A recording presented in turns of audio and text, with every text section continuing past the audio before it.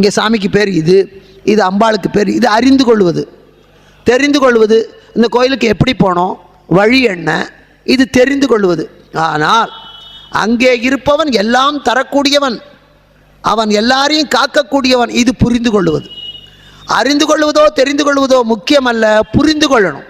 ஆண்டவனையும் புரிந்து கொள்ளணும், பெற்றவனையும் புரிந்து கொள்ளணும், ஆளுகிறவனையும் புரிந்து கொள்ளணும், எலெக்ஷனில் நிற்கிறவனையும் புரிஞ்சுக்கணும், நம்மையும் புரிஞ்சுக்கணும். அதான் வாழ்க்கை.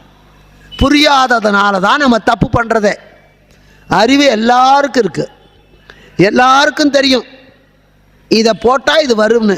ஆனால் அதை எப்படி செய்யணும்னு புரிஞ்சுக்காததுனால தான் தெரிஞ்சே தப்புகளை பண்ணி கொண்டிருக்கிறோம். அது ஆண்டவனை புரிந்து கொள்ளணும். அம்பிகை புரிந்து கொண்டா. புரிந்து கொண்டவள் சொல்லுகிறாள், போங்க இந்த இடத்த விட்டு நகருங்கள். அவர் காதை பொத்தி, அவர் போக மாட்டேன்னு உட்கார்ந்துருக்கார் சிவபெருமான். அவருக்கு பக்தர் கிடைக்கிறதே கஷ்டம், அவரை புரிஞ்சுக்கிறதே கஷ்டம். கிடைச்சிருக்கிற ஒருத்தையும் விட்டுட்டு அவரே எழுந்து ஓடுவாரா? அதனால தான் கர்ணனை விட்டு அவர் போகவே இல்லை. கர்ணா, என்னை சுற்றி இத்தனை பேர் நிற்கிறான்டா, பஞ்சபாண்டவருக்கு அத்தனை வேலை பண்ணுறான், அவன் அத்தனை பேர் சிவபெருமானை வணங்குறானே தவிர நாராயணான்னு ஒரு பாவி சொல்ல மாட்டேங்கிறான். அவர் கேட்டு கேட்டு, கர்ணா நீ ஒருத்தந்தான், பயனை எதிர்பார்க்காம கடமையை செய், எங்கே இருக்கிறாயோ அங்கே உன்னுடைய கர்மாவை செய் என்று நான் கீதையிலே சொன்னதை செஞ்சவன் நீதாண்டா, நீ எனக்கு வேணும்னு அங்கே நின்னான்.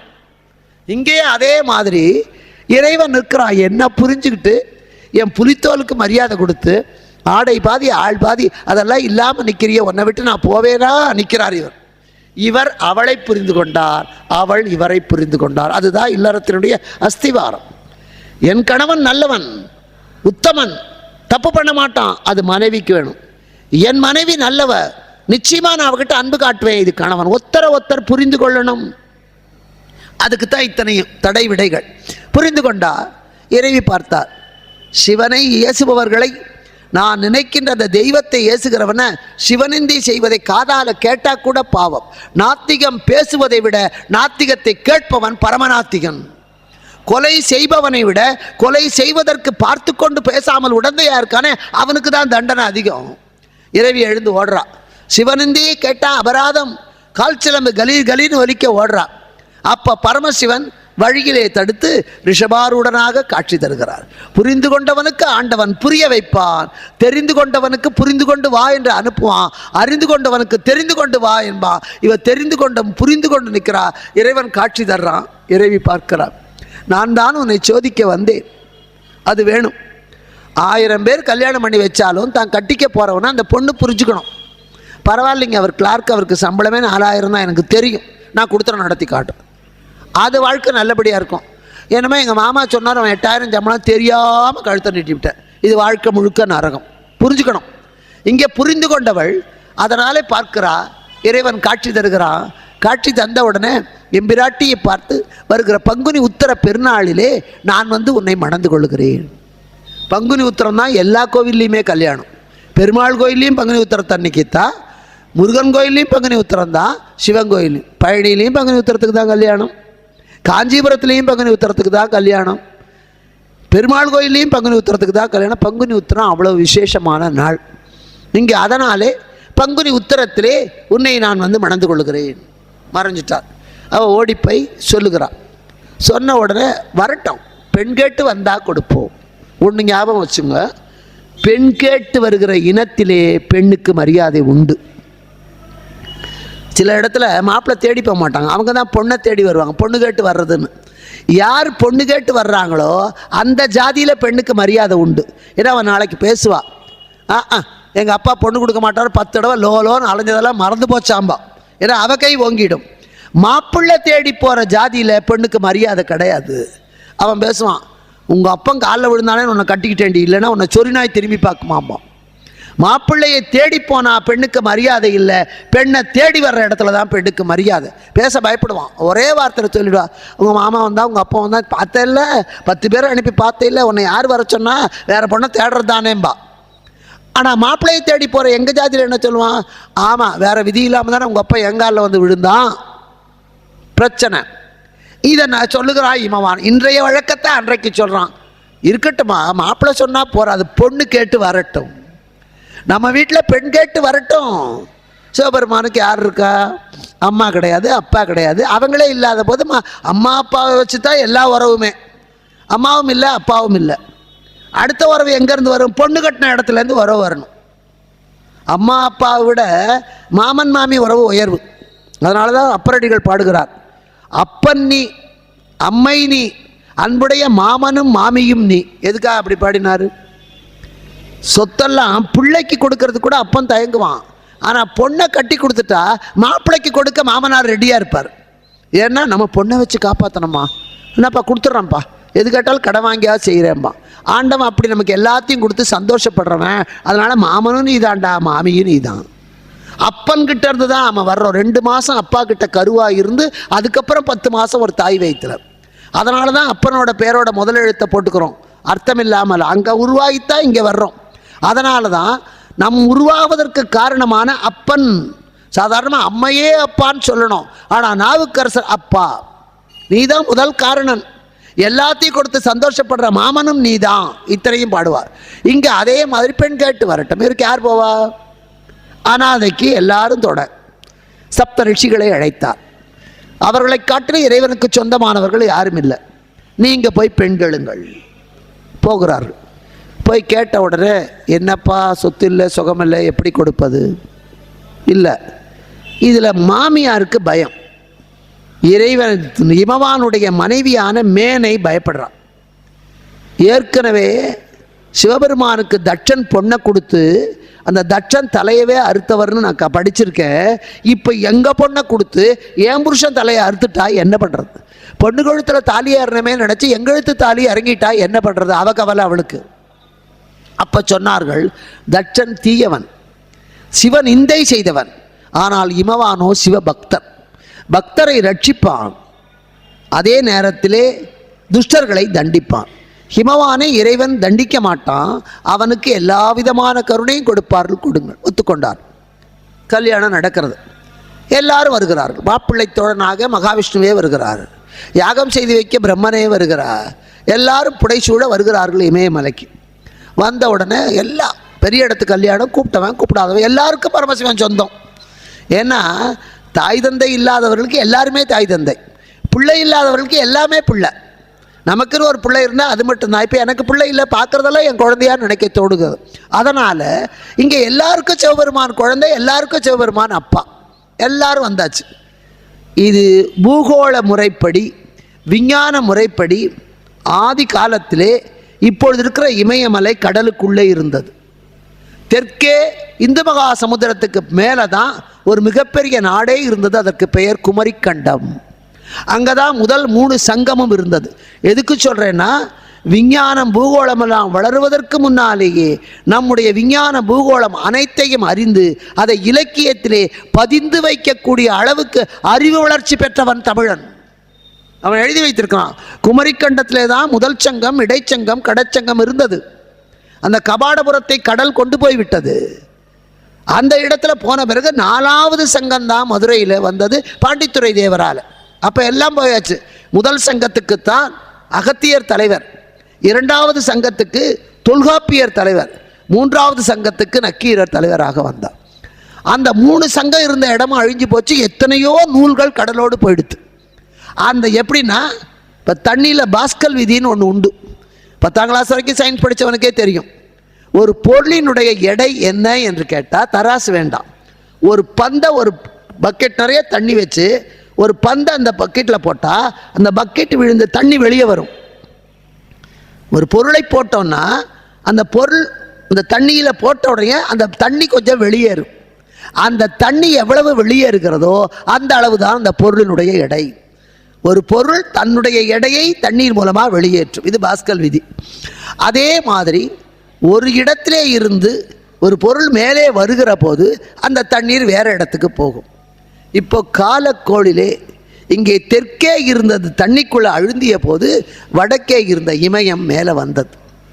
தெற்கு தாழ்ந்தது, வடக்கு உயர்ந்தது. அப்போத்தான் சிவபெருமான் புராணங்கள் என்பது எல்லாத்துலேயும் கலந்தது. திருமணத்துக்கு வந்த அகத்தியரை கூப்பிட்டார். அகத்தியரே, நீங்கள் தெற்கே போங்க. 4 திசைக்கு 4 அர்த்தம் உண்டு.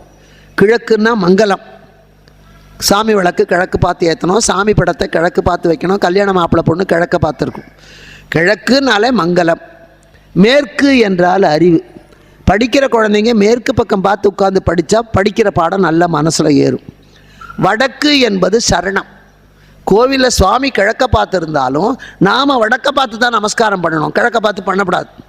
வடக்க பார்த்து தான் நமஸ்காரம் பண்ணால் தான் அது அக்கௌண்ட்டில் சேரும். நீங்கள் நேராக பார்த்து நமஸ்காரம் பண்ணாலும் சேராது. கொடிமரத்துக்கு வெளியே நீங்கள் இங்கே தான் பண்ணணும். இங்கே பண்ணுற நமஸ்காரம் தான் அக்கௌண்ட்டில் சேரும். பேங்க்கில் பணம் போடணும், நேராக போய் கேஷியர் யாரோ அவங்ககிட்ட எழுதி கொடுத்து பணத்தை கொடுத்தா உங்கள் அக்கௌண்ட்டில் சேரும். நீங்கள் அந்த பேங்க் வாசலில் வச்சுருக்கிற ஒரு கூர்க்கா அவங்ககிட்ட பணத்தை கொடுத்தா அது போய் நம்ம அக்கௌண்ட்டில் சேருமா? சேராது. வெளியே வச்சுருக்கிற ஒரு குப்பை தொட்டி, ஒரு தபால் பொட்டியில் 1000 ரூபாய் போட்டால் நம்ம பாஸ்புக்கில் என்ட்ரி ஆகுமா? ஆகாது. அதே மாதிரி நீங்கள் அங்கேயோ கர்ப்ப கிரகத்திலேயோ போய் நமஸ்காரம் பண்ணால் அது நம்ம அக்கௌண்ட்டில் சேராது. பலிபீடத்துக்கு இந்த பக்கமே வடக்கு நோக்கி நமஸ்காரம் பண்ணினால் அதுதான் அந்த நமஸ்காரம் தான் கணக்கு. இது சாஸ்திரம். இதெல்லாம் தெரியாததுனால தான் கோயிலுக்கு போகிறீங்க, எங்கே வணங்கணும், எத்தனை தடவை கோயிலை சுற்றணும், எப்படி வணங்கணும், என்ன பூ போடணும், இது தெரியாமல் செய்வதனால்தான் நாம் தப்பாக செய்வதனாலே நமக்கு சரியான பலன் கிடைக்காம தப்பான பலன் கிடைக்கிறது. நான் 4 வருஷமாக ஐயப்பன் கோயிலுக்கு போகிறேன், கஷ்டம்தான் வருதுன்னா நீ கஷ்டம் வரக்கூடிய காரியத்தை தான் அங்கே செஞ்சுருக்க. ஆலயத்துக்கு வந்து வாசலில் வந்த உடனே கோபுரத்தை முதல்ல பார்த்து வணங்கணும். அதுதான் ஸ்தூல லிங்கம். கோபுர தரிசனம் கோடி பாப விமோச்சனம். அதை தாண்டி வந்த உடனே இங்கே நமஸ்காரம் பண்ணணும்.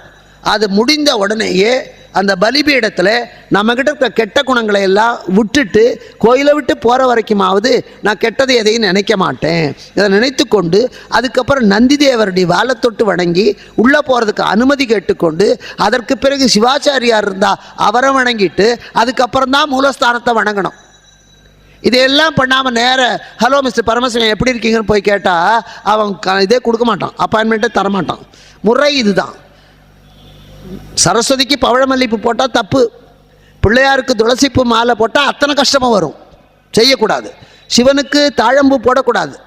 இப்படி போடக்கூடாது என்பதையெல்லாம் போட்டால் நான் பூக்காரிக்கிட்ட சரம் வாங்குகிறேன், அவள் துளசியை அரளிப்பூ வச்சு கட்டித்தான் கொடுக்குறா, அதைத்தான் வாங்கி நான் பிள்ளையாருக்கு போடுறேன்னா போடாத. உனக்கு நல்ல பூ கிடைக்கலையா போடாத.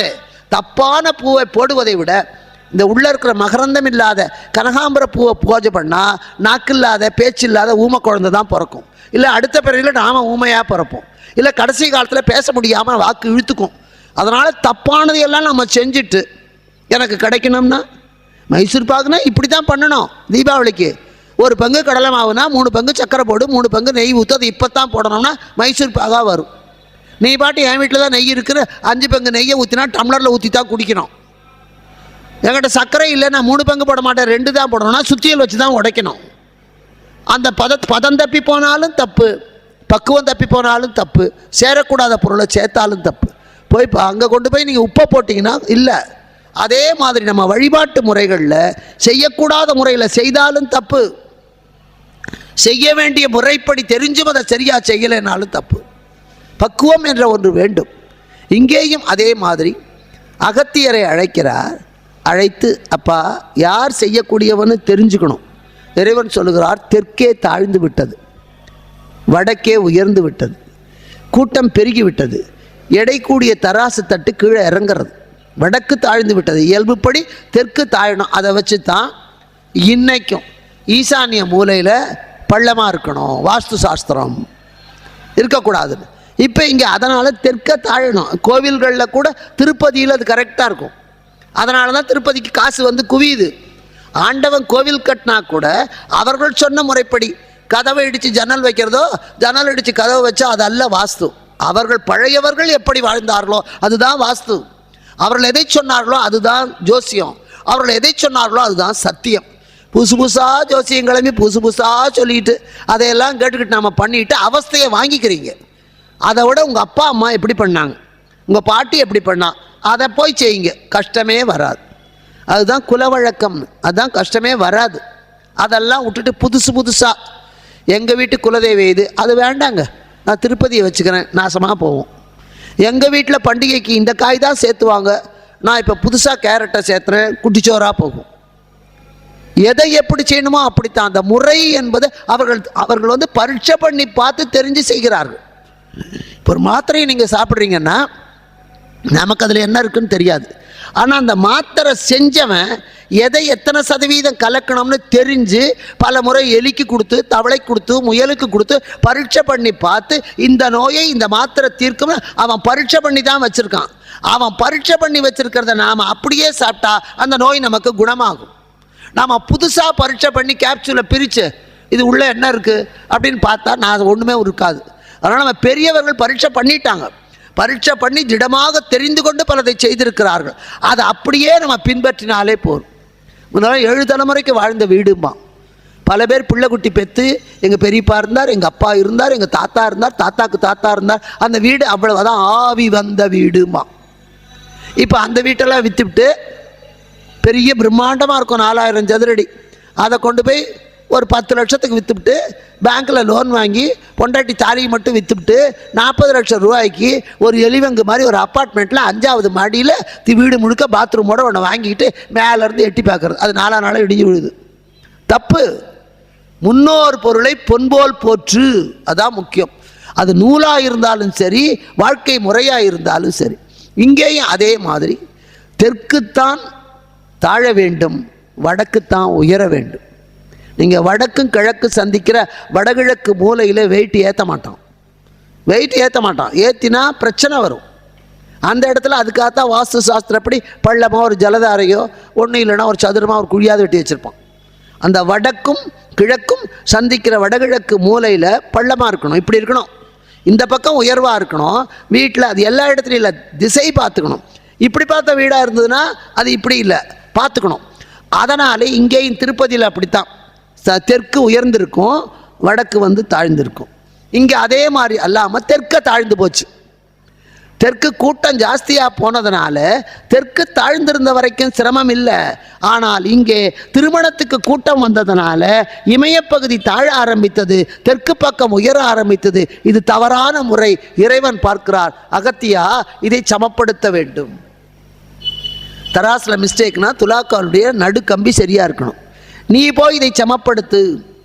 எடைப்பக்கம் கீழே இறங்கினா பொருள் பக்கத்தில் சில பொருளை எடுக்கணும். இல்லை எடைக்கல் மேலே போனால் பொருள் பக்கத்தில் கொஞ்சம் சேர்த்து வைக்கணும். இப்போ அதனால் தாழ்ந்து விட்ட தெற்கு பகுதி உயர்ந்து விட்டது, வடக்கு பகுதி தாழ்ந்து விட்டது. இப்போ உயர்ந்து விட்ட தெற்கு கீழே வந்தால் தான் சமமாகும். நீ போ. அங்கே போய் நீ போனால் இது ஒத்தாள் 1.25 அடி. இதைத்தான் வள்ளுவரிட உருவு கண்டு எல்லாமை வேண்டும் உருள் பெறும் தேருக்கு அச்சாணி அன்னாருடைய. தேர் பெருசு தான், ஆனால் அச்சாணி இவ்வளவுதான். அந்த அச்சாணி சின்னதுன்னு நினைக்காத. அந்த அச்சாணி உடஞ்சி போச்சுன்னா அவ்வளோ பெரிய தேர் விருந்துடும். அதனால் உருவத்தை பார்த்து சிறுசு பெருசுன்னு நினைக்காதே, அதனுடைய செயலை பார்த்து முடிவு பண்ணணும். நெருப்பு குச்சி இத்தினோடு தான், வைக்கப்போல் இவ்வளோ பெருசு தான். அந்த இத்தினோடு குச்சியை கழுத்தி போட்டேன்னா அத்தனை பெரிய வைக்கப்போல் 10 போயிடும். யோசிக்கணும். எதையுமே சிறியது பெரியது என்று உருவத்தை வைத்து எடை போடாதே. அதை உலகத்துக்கு கற்பித்து கொடுக்க பின்னாலே வள்ளுவன் எழுதுவதற்கு வாக்கு கொடுத்தவன் அவன் தான். அப்போ இறைவன் சொல்கிறான், குறுமுனியான அகத்தியரே நீர் போங்க தெற்க. அப்போ அவர் கேட்குறார், நான் என்ன பாவம் பண்ணினேன்? எல்லாரும் கல்யாணத்தை பார்க்க வந்திருக்காங்க, இந்த இறை திருமணத்தை பார்க்காம என்ன போக சொல்றியே. அப்போ சிவபெருமான் சொல்கிறார், நீர் பாவம் பண்ணலை, புண்ணியம் பண்ணியவர்கள், எனக்கு நிகரானவர். அதனால தான் அருணகிரிநாதர் எழுதுவார், சிவனை நிகர் பொதிகை மலை முனிவனக மகிழகிரு செவி குளிர இனிய தமிழ் பகர்வோனே. சிவபெருமானுக்கு அங்கே ஓம் என்ற பிரணவத்தை உபதேசித்தான் சுவாமிநாதன். அதே ஓம் என்ற பிரணவத்தை அகத்தியருக்கு உபதேசித்தான், அருணகிரிநாதருக்கும் சொன்னான். ஆளால சுந்தரருக்கும் ஆளால முண்டவர்க்கும் குருமுனிக்கும் திருப்புகழ் பண்ணவர்க்கும் உபதேசித்த என் ஆண்டவனே, வேளா சரணம் சரணம் பற்பத வேந்தன் பகல் பாலா சரணம் சரணம் குருமுனிக்கும் ஆலாலம் உண்டவர்க்கும் திருப்புகழ் பண்ணவர்க்கும் உபதேசித்த என் ஆண்டவனே. திருப்புகழ் பண்ணின அருணகிரிநாதருக்கும் உபதேசித்தார், ஆலகாலத்தை உண்ட சிவனுக்கும் உபதேசித்தார், குருமுனியான அகத்தியருக்கும் உபதேசித்தார். அப்போ சிவனுக்கு நிகர், எனக்கு நிகரானவன் நீ போ. அப்போ அகத்தியர் கேட்கிறார், எனக்கு தெரியாது, தெற்கு திசைக்கு நான் போனதே இல்லை, தென் திசை தான் தமிழ், மொழி தெரியாது. என்னை அங்கே அனுப்பினால் நான் எப்படி பழகுவேன், எப்படி பேசுவேன்? அப்போது அந்த அகத்தியருக்கே சிவபெருமான் தமிழை கற்றுக் கொடுத்தார். பின்னால் அந்த அகத்தியருக்கு முருகப்பெருமான் இலக்கணத்தை கற்றுக் கொடுத்தார். அந்த அகத்தியர் தெற்கு நோக்கி வருகிறார். திருநெல்வேலிக்கு பக்கத்தில் தாமிரபரணி கரையிலே பொதிகை மலை, அந்த பொதிகை மலையிலே தங்குகிறார். தமிழ் தோன்றிய இடமே அதுதான். அந்த பொதிகையிலே தென்பொதிகையிலே தங்குகிறார். இறைவன் கற்றுக் கொடுத்த தமிழ் மொழியினாலே தான் இங்கே தமிழ் சங்கத்திலே மிகப்பெரிய அகத்தியம் என்ற இலக்கண நூலையே எழுதி கொடுத்தார். அதுதான் தமிழுக்கு கிடைத்த முதல் இலக்கண நூல். இப்போ இல்லை. ஆனால் அந்த அகத்தியம் என்ற ஒன்று இருந்தது என்பதற்கு அதில் இருந்த சில சூத்திர பாடல்கள் வரிகளை பின்னால் வந்த தொல்காப்பியர் அங்கங்கே தன்னுடைய உரையிலே காட்டுவார். அது இருந்ததுன்னு தெரியும். தாத்தா இல்லை, ஆனால் தாத்தா உபதேசித்த கண்ணாடி கூடு இருக்கு, அப்போ தாத்தா இருந்திருக்கிறார். தாத்தாவோட கைத்தடி இருக்கு, தாத்தா இருந்திருக்கிறார். அது மாதிரி அகத்தியத்திலே இருந்த சில வரிகளை தொல்காப்பியம் உதாரணமாக காட்டுவதனாலே அகத்தியம் என்ற ஒரு நூல் இருந்திருக்கிறது. தொல்காப்பியம் தான் இப்போ இருக்கிறதுல பழசு, அதனால அதுக்கு தொல்காப்பியம்னே பேர். ஆனால் அதற்கு முன்னாலே பல நூல்கள் இருந்திருக்கிறது. பல கோடி ஆண்டுகளுக்கு முன்னாலேயே தமிழன் மிகச்சிறந்த அறிவாளியாக வாழ்ந்திருக்கிறான். அவனுக்கு விஞ்ஞானம் தெரியும், அவனுக்கு பூகோள சாஸ்திரம் தெரியும், ஜோதிடம் தெரியும், வானசாஸ்திரம் தெரியும். அத்தனையும் தெரிந்தவன் தமிழன். இன்னைக்கு அத்தனையும் மறந்து அடுத்தவனை ஏமாத்த தெரியும் என்ற ஒரு நிலைக்கு நம்ம இறக்கி கொண்டு விட்டோம். தமிழன் பெருமையை உணர்த்துகிறவர்கள் பழைய காப்பியங்களிலே இருக்கிற உண்மைகளை நமக்கு கற்றுக் கொடுக்கிற, அதை படித்தாலே போதும். அத்தனை உலகத்தில் இருக்கிற அத்தனை வகையான நூல்களையும் படிப்பதற்கு தமிழ் அத்தனையும் விளக்கம் இருக்கிறது. நாம் தமிழை தூக்கி எறிஞ்சுவிட்டு மற்றதை கட்டி கொண்டு அழறோம். பெத்த அப்பாவை தூக்கி எறிஞ்சுட்டு கோயில் வாசலில் இருக்கிறவளுக்கு புடவை வாங்கி கொடுக்குற கதை. அம்மா அங்கே பிச்சை எடுக்கிறா கோயம்புத்தூரில், இவன் கும்பகோணத்தில் மாடு தானம் பண்ணுறானா, யாருக்கு புண்ணியம்? தாய்மொழியை யோசிக்கணும். தாய்மொழிங்கிறதுக்காக தமிழை போல ஒரு தரமுள்ள வார்த்தைகள் நிறைய உள்ள வளமிக்க மொழி உலகத்திலேயே கிடையாது. உலகத்திலேயே கிடையாது. நீங்கள் மற்ற மொழிகளில் இலைனா லீஃப், பன்மையாக இருந்தால் லீவ்ஸ், அவ்வளோதான். ஆனால் தமிழில் தென்னை மரமாக இருந்தால் அது ஓலை, வாழை மரமாக இருந்தால் இலை. அதே மாதிரி பட்டுனா முட்டு, ஃப்ளவர் பூ, அவ்வளோதான் மற்ற மொழிகளில். ஆனால் தமிழில் அப்போத்தான் வெளியே அப்படி மூஞ்சியை காட்டித்துனா அதுக்கு பேர் அரும்பு. கொஞ்சம் வெளியே வந்து இறுக்கமாக இருந்ததுன்னா அதுக்கு பெயர் மொட்டு. அதுக்கு மேலே கொஞ்சம் விரியுமே ஆனால் அதுக்கு பேர் போது. அதுக்கு மேலே 2 இதழ் விரிஞ்சா அது மலர். நேத்தி பூத்த பூ இன்னைக்கு தலை விரித்து மலர்ந்திருந்தால் அதுக்கு பேர் அலர். இத்தனை அதனுடைய வழிபாடுகளையும் அதனுடைய வளர்ச்சியையும் சொல்லக்கூடிய அளவுக்கு அத்தனைக்கு மொழி உள்ளது நம்முடைய தமிழ். சொற்கள் உள்ளது தமிழ் மொழி மட்டும்தான். நான் ஏற்கனவே சொல்லியிருக்கேன், தெரியாதவர்களுக்கு பழம்னு ஒரு வார்த்தை உண்டு. இது மாதிரி உலகத்தில் வேறு எந்த மொழியிலையாவது இப்படி கிடையான ஒரு வார்த்தையை சொன்னால் நான் பேசுகிறதையே விட்டுறேன். நான் தமிழில் வாங்கின பட்டத்தையெல்லாம் நெருப்பு வச்சு கொளுத்துறேன். பழம்னு ஒரு வார்த்தை. பழம்னாலே வாழைப்பழம் தான். பையன்கிட்ட காசை கொடுத்து கடையில் போய் பழம் வாங்கிட்டு வேணா வாழைப்பழம் தான். இல்லைனா ஆப்பிள் பழம் ஆரஞ்சு பழம்னு சொல்லணும். கோயிலுக்கு போனடா தேங்காய் பழம் வாங்கிட்டு வானா அது வாழைப்பழம் தான். வாழைப்பழம் சாப்பிட்றது ரொம்ப சுலபம். வாழைப்பழம் சோம்பேறினே சொல்லுவாங்க அதை திங்கிறதுக்கு கூட. பழத்தை என்ன சாப்பிட்றதுக்கு என்ன பண்ணணும்? பழத்தை எடுத்து நல்லா பழுத்த பழமாக எடுத்து வாயை முதல்ல ஆன்னு திறக்கணும். பழத்தை வச்சாச்சு, நாக்கு உடனே உள்ளே தள்ளும், முழுங்கியாச்சு. வாயை திறக்கணும், பழத்தை நாக்கு உள்ளே தள்ளும், தொண்டையில் முழுங்கிடும். இதுதான் பழம் சாப்பிட்ற வழக்கம். நீங்கள் தமிழில் அந்த வார்த்தையை சொல்லி பாருங்கள். பா வாயை திறந்தாச்சு, ழா பழத்தை உள்ளே தள்ளியாச்சு, இம் முழுங்கியாச்சு. நீங்கள் பழத்தை எப்படி சாப்பிடுவீர்களோ அப்படியே சொல்லக்கூடிய எழுத்துக்களை வைத்தது. பிறப்பு இறப்புன்னு 2 வார்த்தை உண்டு. 2, 3, 4 எழுத்து ஒன்று தான். ரா இப்பு, அதில் பிறப்புலையும் ரா இப்பு தான், இறப்புலையும் ரா இப்பு தான். முதல் எழுத்து தான் மாறும். பிறப்புக்கு பி, இறப்புக்கு ஈ. ஈ என்பது உயிரெழுத்து. பி என்பது இப்பு ஈயும் சேர்ந்து, உயிரும் மெய்யும் சேர்ந்து வருவது பி. பிறப்பு எப்போ வரும்? பிறப்பு எப்போ வரும்? மெய் சேர்ந்தால் பிறப்பு வரும். உயிர் இருக்கு, மெய். ஒரு ஆணோட உடலும் பெண்ணோட உடலும் இணைந்தால் ஒன்று பிறக்குது. மெய் என்றால் உடல்னு அர்த்தம். மெய் சேர்ந்தால் வருவது பிறப்பு. அந்த மெய் பிரிந்து விட்டால் இறப்பு. உடம்பு உயிரும், உடம்பை விட்டு உயிர் பிரிந்து போயிட்டால் அது இறப்பு. இறப்பில் மெய் இல்லை, அதை எரிச்சாச்சு. உயிர் இருக்குது, நம்ம செத்து போனாலும் உயிர் இருக்கும், அது வேற பிறப்பு. ஆனால் உடம்பு இருக்காது. இறப்பில் மெய் இல்லை, இப்பென்ற மெய் இல்லை, வேற எந்த மெய்யெழுத்து இல்லை, ஈ என்ற உயிர் மட்டும் இருக்குது. உடலை பிரிந்து விட்டால் அது இறப்பு, உடல் சேர்ந்தால் பிறப்பு. இது மிகப்பெரிய வாழ்க்கை உண்மை. இதை சொல்லக்கூடிய முறையிலேயே வார்த்தைகள் அமைந்திருக்கிறதுனா அது எவ்வளவு அறிவாளியால் படைக்கப்பட்டிருக்க வேண்டும். தானா தோன்றியது அல்ல. அந்த அறிவாளியான அந்த தமிழனுக்கு மதிப்பு கொடுங்க. அந்த தமிழுக்கு மதிப்பு கொடுங்க. வெறும் சினிமா வசனமும் சினிமா பாட்டும் இன்னைக்கு இருக்கிற கதையும் நாவலும் தமிழ் அல்ல. பண்டை தமிழ் இலக்கியங்களில் இருக்கக்கூடிய வார்த்தைகள். கந்தபுராணத்தில் தான் நீங்கள் என்ற வார்த்தையே முத வந்தது. அதுக்கு முன்னே இல்லை. நீர் என்ற வார்த்தை அதில் தான். அதுக்கு முன்னால் நீ மட்டும்தான் இருந்தது. அதை நீர் என்றது இன்னைக்கு நீங்கள் திருநெல்வேலி பக்கம் பார்த்தா நீர் வாரும்மா. நீர் என்றால் மரியாதை. அது கந்தபுராணத்தில் தான் வந்து. அது மாதிரி பல வார்த்தைகள் பெரிய புராணத்தில் கந்தபுராணத்தில் இருந்து தோன்றிய வார்த்தைகள் உண்டு. இப்போ இங்கே அதே மாதிரி. அதனால் நீ இப்போ தெற்கே வந்தார். அந்த அகத்திய முனிவர் தமிழை கற்றறிந்தவர். வடகடல் தென்கடல் எல்லை கடந்தான். ராமாயணத்தில் கம்பன் சொல்லுவான், அவர் வடமொழியையும் கற்றிருந்தார், தென்மொழியையும். வடகடல் தென்கடல் எல்லை ஈந்தான். ராமர் சந்திக்கும் போது சொல்வார் கவி சக்கரவர்த்தி கம்பர். அப்பேற்பட்ட அகத்தியர் வந்து சமத்தாழ்வாச்சு. இறைவியை அழைத்து கொண்டு இறைவன் கைலாயத்துக்கு போனார். இமயமலையில் இமவான் இருந்த பகுதி ஒன்று, அவர் இருந்து போன இடம் ஒன்று. கைலைக்கு போயாச்சு. கல்யாணம் ஆன உடனே அடுத்த கேள்வி என்ன கேட்போம்? ஒரு வீட்டில் ஒரு பொண்ணு இருந்தாலோ பையன் இருந்தாலோ உடனே பக்கத்து வீட்டுக்காரர் எங்கேருந்து வந்து, ஏம்மா பையனுக்கு எப்போ கல்யாணம், பொண்ணுக்கு எப்போ கல்யாணம், இந்த வருஷமாவது கல்யாணம் உண்டா, ஏதாவது மாப்பிள்ளை அவளுக்கு தான் ரொம்ப அக்கறை கேட்டுக்கிட்டே இருப்பான். அப்புறம் அந்த கல்யாணத்தை பண்ணிவிட்டு அந்த பொண்ணு மாப்பிள்ளை கஷ்டப்பட்டா ஒரு சொரிநாய் கூட வந்து ஏன்னு கேட்காது. நம்மளை மாட்டி விடுறதில்ல மற்றவனுக்கு இருக்கிற சந்தோஷம் மாட்டிக்கிட்ட பிறகு காப்பாற்றுறதுல ஒருத்தருக்குமே இல்லை எதுலேயுமே. இப்போ திருமணம் ஆயாச்சு. அடுத்தது என்ன? குழந்தை வேணும். கொடுத்துன நடத்துகிறானா புருஷனும் பண்ண இல்லைங்க, அவன் துபாயில் இருக்கான், மருமோ என் வீட்டில் இருக்கா. எங்கேருந்து வம்சம் தழைக்கும்? ஆமை கணத்தில் அனுப்பிள்ள கொம்பில். கல்யாணம் ஆகி 3வது நாளே பையன் அமெரிக்காவுக்கு போயிட்டான். லீவ் இல்லை. பொண்ணுக்கு இன்னும் விசா கிடைக்கல. இன்னும் கிடைக்கிறதுக்கு 6 மாதமாக 1 வருஷமாக ஆகும். அவனும் இப்போதைக்கு வர முடியாது. இதுக்கு எதுக்கு இந்த கல்யாணம்? எதுக்கு இந்த கல்யாணம்? இதை விட்டால் அந்த பொண்ணை வேற எவனாவது கட்டிடுவானேன்னு பயம். இதை விட்டால் அந்த மாப்பிள்ளையை வேற எவனாவது கட்டிடுவானே இவனுக்கு பயம். எப்படியோ 2ஐயும் முடிச்சு போட்டுருவான். அப்புறம் எப்படியோ ஒழிஞ்சு போட்டோம். அதான நினப்பு. பண்ணியாச்சு. இங்கே அதான் நடந்தது. கல்யாணம் ஆயாச்சு. பார்வதி பாட்டு பணிவிட பண்ணுறா. சிவபெருமான் மாட்டு கைலா மேலே உட்காந்துக்கிட்டாரு.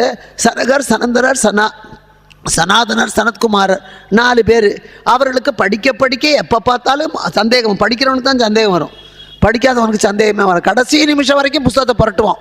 படித்தவன் படிக்காதவன் அடப்பாட பார்த்து என்னடா வரப்போது, வந்தால் வரட்டும் போனால் போட்டோம். அவன் திட்டமாக இருக்கான். நிச்சயமாக ஃபெயில் ஆகிடுவோங்கிறவன் படிக்க மாட்டான். நிச்சயமாக பாஸ் ஆகிறாங்கிற எங்கே ஒரு மார்க் விட்டு போயிடுமோ, ஃபஸ்ட் மார்க் போயிடுமோ, அவன் தான் கடைசி வரைக்கும் படிப்பான் எப்போவுமே. இங்கே அதே மாதிரி இவருக்கு நிச்சயமாக அது உட்காந்தாச்சு. ஒரு பாட்டு அந்த சனகசராதருக்கு ஓயாத சந்தேகம். சரியை கிரியை யோகம் ஞானம். சரியை தெரிஞ்சு போச்சு. சரியை என்றால் காண்பது, கிரியை என்பதா செயலாலே செய்வது, யோகம் என்பது 5 அடக்கி இருப்பது, ஞானம் என்பது இந்த 3 நாளே பெறுகின்ற அறிவு. சரியை கிரியை எல்லாருக்கும் தெரியுது. கோயிலுக்கு போனோம், கையெடுத்து கோயிலுக்கு போனோம், இது சரியை. கும்பிடணும், இது கிரியை. அடுத்தது யோகம். கண்ணை மூட்டிட்டு ஸ்லோகமெல்லாம் சொல்லணும், இது யோகம். ஞானம் வந்துதா? நமக்கே தெரியாது. ரூபா இருக்காடான்னு கேட்டால் பாஸ்புக்கை காட்டலாம். கல்யாணம் ஆகிடுச்சாடானா பொண்டாட்டி இருக்கான்னு காட்டலாம்.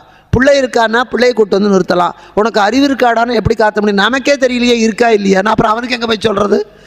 இருங்க சார் 4 பேர்கிட்ட கேட்டு சொல்கிறேன்னா சொல்லுவோம். அந்த ஞானம் என்பது தானாக வந்து சேரணும். அது ஒரு நாள் வந்தால் போகாது, ஆயுசு வரைக்கும் வரணும்.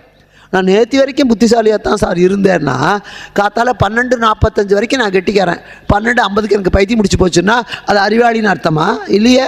ஞானம் எப்போ இருக்கணும், மேலே மேலே. அதனால் அப்பப்போ புதுப்பித்து கொண்டே இருக்க வேண்டும் அந்த ஞானத்தை. நேற்றுக்கு தெரிந்து கொண்ட விஷயம் வேறு, இன்றைக்கி தெரிஞ்சு கொண்ட. இந்த கம்ப்யூட்டரில் பாருங்கள், அன்றைக்கி படித்தது வேறு, அது புதுசு புதுசாக வந்துக்கிட்டே இருக்குது.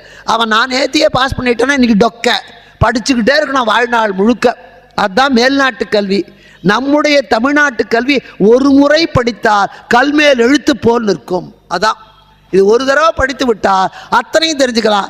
மற்ற மொழி கல்வியெல்லாம் படிச்சுக்கிட்டே இருக்கணும் புதுசு புதுசாக. அவனுக்கே சந்தேகம். அவன் நேற்றுக்கு பண்ணதை இன்றைக்கி தப்புங்கிறான், இன்றைக்கி பண்ணதை நாளைக்கு தப்பும்பான். ஒரு மருந்தை கண்டுபிடிக்கிறான், முதல்ல அதை தின்னுங்கிறான். அதுக்கப்புறம் இல்லை அதனால் பக்க விளைவு வருது, அதனால் அதை நிறுத்திடுங்கிறான். அது வரைக்கும் தினவன் அவஸ்தைப்படும். இவன் அவஸ்தையில் இருந்தால் அவனுக்கு புத்தி வருது. இது அப்படி, அது கிடையாது. நம்ம நாட்டு மருந்தில் அந்த பிரச்சனையே இல்லை. ஒரு தடவை கொடுத்தா சாகிற வரைக்கும் பக்க விளைவே கிடையாது. அவன் பாவம் ஒரு கிருஷ்ணவேஷ்டி கட்டிட்டு வந்து கொடுத்தா அவன் மேலே மதிப்பு இல்லை. அவன் பின்னாடி ஒரு 2 வரிக்கு மேல்நாட்டு பட்டத்தை போட்டுக்கிட்டு இயற்கை இலையை அரைச்சி கொடுத்தா கூட அவர் படித்த டாக்டர் தின்னுபிட்டு சாகிறேம்மா. சாகிறதா இருந்தால் கூட பணக்காரன் கையால், ரொம்ப படித்தவங்க கையால் சாகணும். இப்படி ஒரு பைத்தியக்காரத்தானா நமக்கு. இங்கே அதே மாதிரி இறைவனிடத்திலே இருந்து இறைவியை கொண்டு வந்தாச்சு, ரெண்டு சேரலை. இப்போ சிவபெருமான்கிட்ட இவர்கள் முதல்லையே கேட்டார், போய் வணங்குறார்கள். அப்பா சூரபத்மன் ஒருத்தன் பிறந்துட்டான், எங்களை இத்தனை கஷ்டப்படுத்துகிறான், என்ன பண்ணுறது? தேவர்களெல்லாம் பிரம்மாட்ட போய் கேட்குறான், நமக்கு ஏன் இந்த கஷ்டம்? அப்போ பிரம்மா சொன்னார், நாம் தப்பு பண்ணிட்டோம், அதுக்கு தான் தண்டனை. என்ன தப்பு பண்ணினோம்? நம்ம அப்பாவை செருப்பால் அடித்த ஒருத்தனை கூப்பிட்டு நடுவீட்டில் உட்கார வச்சு விருந்து போட்டால் நம்ம ஆண்டவன் அடிப்பான். அதான் முக்கியம். நம்முடைய தந்தையை அவமானப்படுத்திய ஒருத்தனை நாம் போய் புகழுவோமே, ஆனால் அதை விட கேவலம் வேறு ஒன்றுமே இல்லை. எல்லாருக்கும் தந்தையாக இருக்கின்ற இறைவனையே அவமதித்த தக்கனுடைய யாகத்துக்கு நாம் போய் இருந்து அத்தனை மரியாதையை ஏற்றுக்கொண்டோம். தந்தையை அடித்தோம், வீட்டில் விருந்து சாப்பிட்ட மகாபாவத்தை நாம் பண்ணியிருக்கோம். அதனால தான் நமக்கு இந்த தண்டனை. பற்றிடும் குறவனானோர் பிள்ளைகள் தம்பால் நோயொன்று உற்றிடில் பிறர் தம்மை கொண்டு உறுதுயர் செய்தும் தீர்ப்பல். இப்போ குழந்தைக்கு ஒரு கட்டி வந்துடுது, அப்போ அம்மா அப்பா என்ன பண்ணுவா? அவளால் முடிஞ்ச வரைக்கும் ஏதோ செஞ்சு பாப்பா, முடியலை, டாக்டர்கிட்ட கூட்டிகிட்டு போவார். டாக்டர் அந்த கட்டியை அறுத்தாவது குழந்தையை காப்பாற்றுங்க. அவன் கத்தி எடுத்து அறுத்தா குழந்தைக்கு வலிக்கும்னு தெரியாதா? வலிச்சாலும் குழந்தைக்கு நோய் தீர்ந்தால் போதும் என்று மற்றவனை கொண்டு கஷ்டத்தை கொடுத்தாவது குழந்தை நோயை தீர்க்கிறார். அவ கஷ்டத்தை கொடுக்கிறது காரணம் குழந்தை நோய் தீர வேண்டும். பெற்றிடும் குறவரானோர் பெற்றவர்கள் பிள்ளைகள் தம்பால் நோய் ஒன்று உற்றிடில் பிறர் தம்மை கொண்டு உறுதுயர் செய்தும் தீர்ப்பர். மற்றவர் தன்பால் அன்போ வன்கணோ. அப்படி செய்யறதுக்கு காரணம் அன்புனால காப்பாத்துறாளா, இல்லை இந்த புள்ள நாசமாக போட்டோன்னு நினச்சி அது கத்தியால் வெட்டுன்னு சொல்கிறாளா? அதே மாதிரி நம்மிடத்துல பற்றிடும் பவங்கள் தீர்ப்பான் பரமனும் இவைகள் செய்தான். நாம் தக்கனுடைய யாகத்துக்கு போய் அவனை மதிக்காத இடத்துல நமக்குத்தான் கிடைச்சதுன்னு ஆணவத்தோடு இருந்தோம் பார்த்தீங்களா? அதுக்காகத்தான் அந்த சூரனால நமக்கு இத்தனை தண்டனைகள். இதை எப்படி யார் தீர்ப்பார்? தூத்துக்குடி கடற்கரையில் ஒரு கப்பல் நிற்குது. ஒரு காக்கா அந்த கப்பல் பாய்மரத்து மேலே உட்காந்துருக்கு. கப்பலில் சரக்கெல்லாம் ஏற்றுறதுக்கு ஒரு 2 மணி நேரம் ஆச்சு. காக்கா உட்காந்துருந்தோம். அது வரைக்கும் கப்பல் சரக்கு ஏற்றிட்டு கிளம்ப ஆரம்பிச்சுது. காக்காயும் அந்த பாய்மரத்து மேலேயே உட்காந்துருக்கு. கூம்பில் நடுக்கடலுக்கு போயிடுது. காக்காய்க்கு போர் அடிச்சுது, பறக்க ஆரம்பிச்சுது. இந்த காக்காயால் ரொம்ப தூரம் பறக்க முடியாது. கொஞ்சம் தூரம் பறந்துவிட்டு ஒரு குட்டிச்சோரில் உட்காரும், மறுபடியும் கொஞ்சம் தூரம் பறக்கும், மொட்டைத்தனம் கழுகு மாதிரி பறக்க முடியாது நாள் கணக்கில். இந்த காக்காய்க்கு போர் அடிச்சு போச்சு. சுற்றிலும் எங்கே பார்த்தாலும் கடல், அதுக்கு ஒன்றும் தோணலை. பறப்ப மேலே எழுந்தது. பறந்தால் உட்கார்றதுக்கு நடுக்கடல்லேருந்து அது கரைக்கு வர்ற அளவுக்கு அதனால் பறக்க முடியலை. நடுக்கடலில் குட்டிச்சோறும் இல்லை, தென்னை மரமும் இல்லை. இந்த காக்கா சுற்றி சுற்றி வந்து உட்கார இடமில்லைன்னொடனே எங்கேருந்து கிளம்பித்தோ அந்த கூம்புலையே போய் உட்கார்ந்தது. இப்போ பிரம்மா சொல்கிறான், நாமும் கூம்பாக இருந்த இறைவனை விட்டு சுற்றி பறக்கலாம்னு போனோம். யாராலையும் நம்மளை காப்பாற்ற முடியல. கடைசியில் எங்கும் சுற்றி ரங்கரச்சேவின்னு அவங்காலேயே தான் விழ வேண்டி இருக்கிறது. இந்த கப்பலிலே இருந்து வந்த காகத்தை போல நாம அவங்காலில் தான் வேணும். இறைவனையே போய் கேட்போம். சிவபெருமான்கிட்ட போய் கேட்கிறா, சந்திரசேகரா, இவ்வளோ பெரிய கொடுமை எங்களுக்கு நடக்கிறதே, நாங்கள் செஞ்சது தப்பு தான், பொறுத்துக்கோ, இத்தனை காலம் தண்டனை அனுபவிச்சாச்சு, அதனால் எங்களுக்கு நீ எப்படியாவது இதுக்கு விமோச்சனம் தரணும், எங்காலில் வந்து ஏன் விளறீங்க? அப்போ கேட்கிறார்கள், சூரனுக்கு நீ தான் வரம் கொடுத்த. அவன் புத்திசாலித்தனமாக கேட்டான், என்னை யாருமே அழிக்கக்கூடாதுன்னா. இந்த யாருமே அழிக்க முடியாத எந்த ஜீவனும் உலகத்தில் கிடையாது. எல்லாமே அழிந்து தான் பிறந்து ஆகணும். அதை காட்டுவதற்காகத்தான் அவதாரத்தை மாற்றி ராமனா வந்தாலும் கூட அவன் முடிஞ்சுதான் கிருஷ்ணனா வரணும். ராமன் முடியாமல் கிருஷ்ணன் வர முடியாது. அது மாதிரி எல்லாமே மேடு பள்ளமாகணும், பள்ளம் மேடாகணும், பிறந்து தான் இறக்கணும். நீ நான் சாகவே கூடாதுன்னு வரேன்னு கேட்க முடியாது. அப்போ அவன் கேட்டான், அப்படி எனக்கு சாவுன்னு ஒன்று வரணும்னா உங்ககிட்ட இருந்தால் வரணும், உன்னால தான் வரணும். அப்போ இறைவன் பார்த்தார், நானே கொடுத்து நானே பிடுங்கிக்கப்படாது, தப்பு. திருமுருகன் பூண்டி கதை, கொடுத்தவனே பிடுங்கக்கூடாதுன்னு ஆளை வச்சு பிடுங்கி கொடுத்தா சுந்தரருக்கு. அதனால் நானே எடுக்கக்கூடாது. அதனால் அப்படின்னா உன் சக்தியால் அல்லாது வேறு எந்த சக்தியாலும் என்னை வெல்ல முடியாது. அவனுடைய சக்தி அவனுடைய குழந்தையாக தான் வர முடியும். ஒவ்வொரு ஆண் பெண் அவர்களுடைய சக்தியினுடைய பெரும்பகுதி குழந்தையாக வருகிறது. அப்போ உன்னுடைய சக்தி அல்லால் வேறு யாராலும் நான் அழியக்கூடாதுன்னு சூரன் வரம் கேட்டான். அதனால் எம்பெருமானே நின்னை நிகர்த்த ஒரு மகனைத்தான். நின்னை நிகர்த்தானா யாரை கொடுக்க முடியும்? ஆண்டாள் கேட்பா, அப்பா நாங்கள் விரதம் இருக்கோம், எனக்கு சங்கு வேணும், சக்கரம் வேணும். அவள் என்ன கேட்டா? பாஞ்சஜன்யமே போல்வன சங்கங்கள் பொய்ப்பாடுடையவனே, சால பெரும்பறையே பல்லாண்டு இசைப்பாரே, கோல விளக்கே கொடிய விதானமே, ஆளின் இலையாய் அருளேலோர் எம்பாவாய். உன் கையில் இருக்கிற பாஞ்சஜன்ய மாதிரி சங்கு கூடலாம். லோகநாத மாதிரி ஒருத்தர் வரனாலும் வர முடியாது, லோகநாதனே தான் வந்தாகணும். ஒன்று மாதிரி இன்னொன்று வர முடியாது. ஒன்றிலே இருந்து இன்னொன்று பிறக்கலாமே தவிர ஒன்றே மற்றொன்றாய் மாற முடியாது. அவர்கிட்டேருந்து ஒரு பிள்ளை வரலாம், ஆனால் முழுக்க முழுக்க அவர் சாயலோடையே அது இருக்க முடியாது, அவர் குணங்களோடையே இருக்க முடியாது. அதனால் உன்னை நிகர்த்த பிள்ளைன்னா சிவனை மாதிரி வரணும், உன்னை மாதிரின்னா நீயே தான் வந்தாகணும், வேற வழி இல்லை. அதனால் ஈசனே அவன் ஆடலால் முதலையாயினன் கண்டாய். சிவபெருமான் வேற, முருகன் வேற இல்லை. அதுதான் ஒரு குடும்பம். பெருமாளுக்கு குடும்பம் கிடையாது, சிவபெருமானுக்கு மட்டும் எதுக்கு குடும்பம்? அவருக்கு ஒரு ஆனை மாதிரி ஒரு பிள்ளை, அழகான ஒரு பிள்ளை, ரெண்டுக்கு மேல் வேண்டான்னு அவர் அப்பயே முடிவு பண்ணிட்டாரா? அவருக்கு மட்டும் ஏன் குடும்பம்? அது என்ன அர்த்தம் தெரியுமா? குடும்பம் இல்லை. விளக்கேற்றி வைக்கிறீங்க, விளக்குலேருந்து ஒரு சுடர் வருது. அந்த சுடரில் என்னெல்லாம் இருக்குது? சுடரில் வெப்பம் இருக்குது, அதில் ஒளி இருக்குது, அதை சுற்றி ஒரு சிகப்பாக ஒரு படர் இருக்குது. இத்தனையும் சேர்ந்தாத்தான் அந்த விளக்கு. சுடரே சிவபெருமான். அந்த தீபத்திலேருந்து வர்ற சுடர் சிவபெருமான். சூடு பராசக்தி, திடமார் வெம்மை கணநாதன், படரொளியே கந்தவேளாகும். அதிலிருந்து வர்ற ஒளி முருகன், அதிலிருந்து வர்ற சூடு பிள்ளையார், அங்கே சூடு பராசக்தி, அதிலிருந்து வர்ற அந்த செம்மை இருக்கிறதே அது பிள்ளையார், அதிலிருந்து வர்ற ஒளி இருக்கிறதே அது முருகன். இது எல்லாம் சேர்ந்து அடங்கி இருக்கிறது அது சிவபெருமான். ஒளி இல்லாத விளக்கு இல்லை, சூடு இல்லாத ஒளி இல்லை. விளக்கேற்றி வச்சா சுடாத விளக்கு இருக்கா? அணைஞ்சாத்தான். எரியிற விளக்கில் சூடு இருக்கும். சூடு இல்லாத சுடர் இல்லை, வெம்மை இல்லாத சுடர் இல்லை, அதில் ஒளி இல்லாத சுடர் இல்லை, செம்மை நிறமில்லாத சுடர் இல்லை.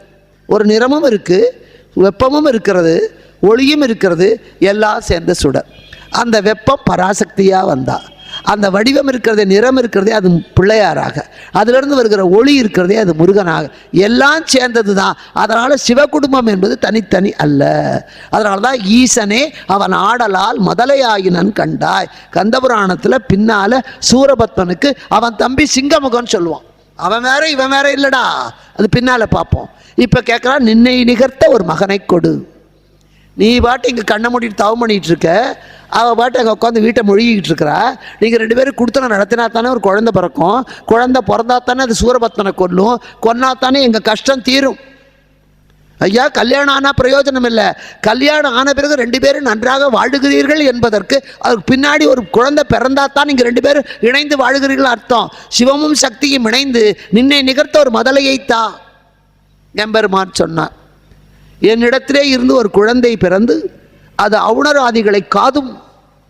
அந்த ஒரு குழந்தை பிறந்து அது இம்மென முறைக்கும் முன்னே அந்த அசுரர்களை அழிக்கும், நீங்கள் கவலை இல்லாமல் போங்கள்னார். எப்படி குழந்தை பிறந்தது? உலகையல் மாதிரி மறுபடியும் பார்வதியும் பரமசிவனும் சேர்ந்து தாம்பத்தியம் நடத்தித்தான் அந்த குழந்தை பிறந்ததா? தெரியாது. இப்போ சொல்லிட்டார். அப்போவும் அதுக்கு பிறகு இவர் பாட்டு சனகசனாதி முனிவர்களுக்கு கண்ணை மூடிக்கொண்டு அங்கே சின்முத்திரை காட்டிக்கொண்டு தட்சிணாமூர்த்தியாக உட்கார்ந்துட்டார்.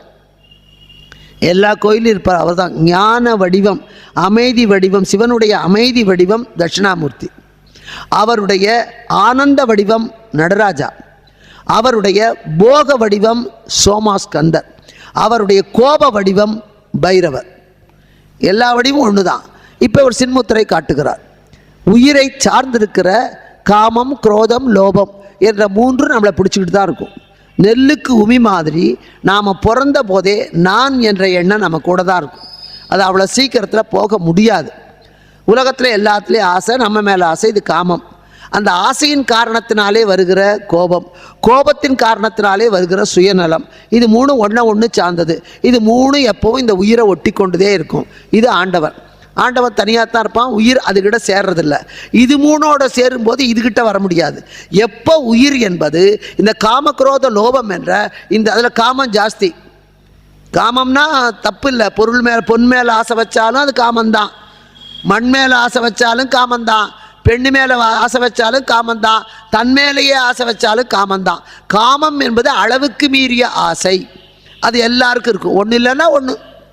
நான் நல்லவன், எனக்கு பொண்டாட்டி மேலே ஆசை இல்லையா, பிள்ளை மேலே ஆசை இல்லையா, தினம் சாயந்தரம்னா ஒரு 100 மில்லி போடணும், அது மேலே மட்டும்தான் ஆசை, அதுவும் ஒரு ஆசை தான். நான் நல்லபடியாக சாகணும், அதுவும் ஒரு ஆசை தான். ஆசையை முழுதும் அழிக்க முடியாது, அதுதான் உச்சம். அதுக்கடுத்து கோபத்தை கொஞ்சம் அடக்கலாம், அதுக்கடுத்து சுயநலத்தை அதை விட கொஞ்சம் அடக்கலாம். சுயநலம் இல்லாதவன் பல பேர் இருக்கலாம், ஆனால் கோபத்தில் குறைவாக இருக்கிறவன் இருக்கலாம். காமம் இல்லாத ஆள் யாருமே கிடையாது. இந்த மூணையும் விட்டு விட்டு டை போங்கடா நீங்கள் 3 பேர் எனக்கு வேண்டாம், அந்த தீய நட்பை விட்டு விட்டு இறைவன்தான் நட்பு என்று எப்பொழுது இந்த உயிர் ஆண்டவனை நோக்கி வருகிறதோ, நாம் வரும்போது இந்த கட்டவரல் நகர்ந்து தான் இதை சேரும். கட்டவரல் இங்கேயே நின்று நீங்கள் தொட முடியாது, இது நகர்ந்து வந்தால் இதுவும் நகரும். ஆண்டவனை நோக்கி நாம் 4 அடி வச்சா இறைவன் நம்மை நோக்கி 10 அடி வைப்போம். அதான் சின்முத்திரை. எப்பொழுது காமக்ரோத லோபத்தை விட்டுவிட்டு என்னையே சரணென்று அடைகிறாயோ உன்னை நான் ஏற்றுக்கொள்கிறேன்.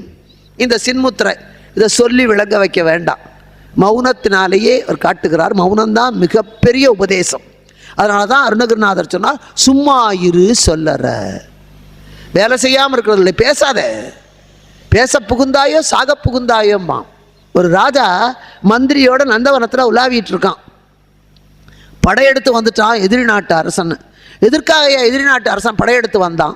இந்த ராஜா சும்மா இருக்க முடியாமல் பக்கத்து நாட்டு அரசனை பற்றி எவன்கிட்டயோ இல்லாதையும் பொல்லாதையும் சொன்னான். அவன் போய் வத்தி வச்சுட்டான், உன்னை பற்றி அவன் இப்படி சொன்னான். அவன் ஆத்திரம் எடுத்து படையெடுத்து வர்றான். இதை மந்திரியால் நேரடியாக சொல்ல முடியல, நீ பேசினது தாயான்னு. இவன் பேசிகிட்டு இருக்கிற நேரத்தில் ஒரு பக்கத்தில் இருந்த ஒரு மரத்துலேருந்து ஒரு குயில் குஞ்சு கீழே விழுந்தது. மரத்துலேருந்து கூட்டிலேருந்து ஒரு குயில் குஞ்சு கீழே விழுந்தது. உடனே ராஜா பார்த்தான், இந்த குயில் ஏன் செத்தது? ராஜாவுக்கு அறிவுரை சொல்ல சரியான நேரம். நீ கண்டபடி வாயை திறந்து பேசினதுனால தான் ஐயா பகை வந்தது, பகையினால தான் படையெடுப்பு வந்தது, படையெடுப்பால் தான் உன் நாடு அழிய போகுது, இத்தனையும் சொல்லணும்.